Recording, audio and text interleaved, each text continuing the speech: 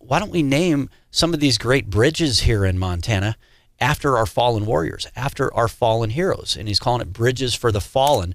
Rob Creel, thanks for joining us this morning. Good to hear from you. Thanks, Aaron. Glad to be with you, and I appreciate you having me on. Yeah, I don't know if I summed up the idea that well or not, but talk about Bridges for the Fallen. You've got some big news that's about to be announced here in the next few days. Yeah, we do.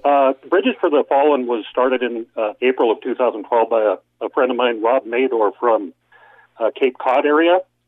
And it started out as just one bridge dedication there for a fallen Navy SEAL who died in combat. And soon the word got out, and it became, I guess the best word to put it, it just became a viral type thing, and it spread across the entire United States, in all 50 states now. And we have our Montana's very first bridge dedication coming up a week from tomorrow here in Helena, or just north of Helena. Rob, tell us about this great fallen warrior that this bridge is going to be named after. His name is Michael John MacKinnon. He was born and raised here in Helena.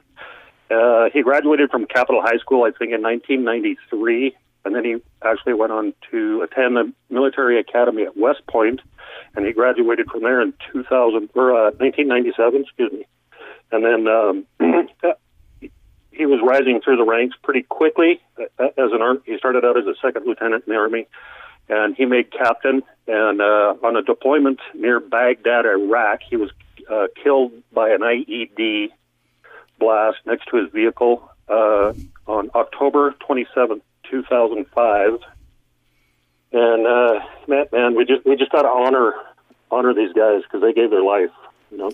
Yeah, and I love this concept too, because you always notice when you cross it, the bridges are just oftentimes such scenic locations, especially when you're crossing, the Missouri or the Yellowstone or something like that, and we remember the names of bridges because it's just a good kind of navigational beacon, right? To say, well, I just crossed the so-and-so bridge, and so to be able to name these bridges after these fallen warriors is a great way to be able to remember them and honor them and their families.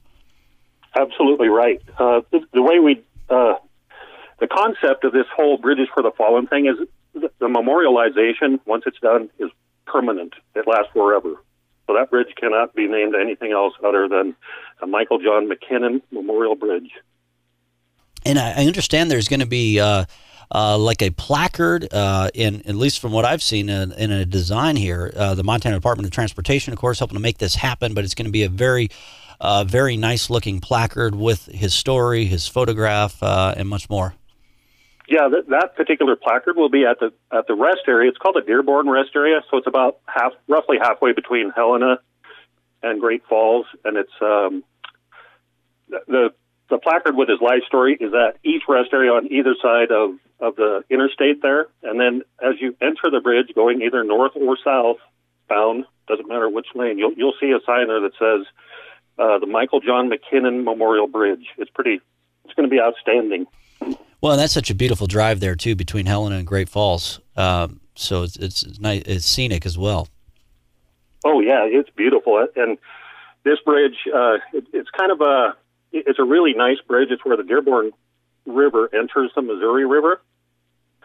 And as you're crossing that bridge, if you look to your west, you can see the Dearborn River, and you're actually on top of the Missouri River, and it's probably one of the most scenic bridges in Montana, if not the most scenic. And it's a long bridge. It's probably, it's got to be at least 700 or 800 feet long. Yeah. So this first one will be taking place. Now, for other folks who are listening across the state, if they're like, wow, I love this idea, I'd like to do something similar in our neck of the woods or with one of our fallen warriors, are there more planned after this recognition as well? We do have one other in the works, another local to Helena kid who is actually he was a nephew of former Senator Max Baucus. Sure, yeah. Philip Baucus, and they own the Baucus family owns the Sebin Ranch.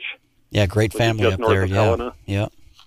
So we have that one in the works as well. But if anybody else wants to, get a bridge name for their fallen warrior, they can contact Bridges for the Fallen either on Facebook or at www.bridgesforthefallen.com.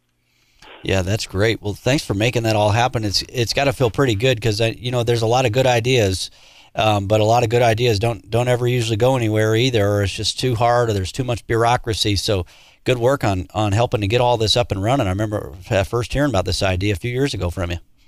Yeah, absolutely. I think you were helping out our current congressman, and I was trying to get together with him to see if we could get some help just to get through the bureaucracy part of this, because it's taken almost 7 years to get to this point. It'll be 7 years in October. Yeah, what did it take? I mean, because you're talking state and federal regulations that you got to work through and all of that to make something like this happen. Absolutely, yeah. All the signs, if you're on an interstate, they have to meet federal guidelines as far as sign size and letter size. So it's just a process that we have to go through, and it's actually quite a long process, and it takes a little bit of time because you're dealing with the family and the bureaucracy of the state of Montana Department of Transportation. Sure, and you got to make sure the family's front and center in that, and that it honors them and recognizes that legacy. Rob Creel, thanks for what you do. Thanks for your service, and keep us posted as the details get announced. Thanks, Aaron. I appreciate it, and hope to talk to you soon again here. Yep.